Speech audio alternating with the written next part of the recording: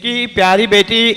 बिनिश जो मुल्क पाकिस्तान में बीमार थी और डॉक्टरों को ये डाउट था कि शायद इन्हें कोई प्रॉब्लम है, और जब इन्होंने खुदा के खादमों के पास आके लास्ट फ्राइडे दुआ कराई तो खुदावन ने जो टेस्ट उन्होंने डाउट के साथ करवाने थे वो फतहमंदी के साथ करवाए और कोई कॉम्प्लिकेशन उनकी बॉडी में नहीं। यीशु के नाम को जलाल दे, जोरदार तालियां बजाएं खुदावन के नाम को जलाल देने के लिए।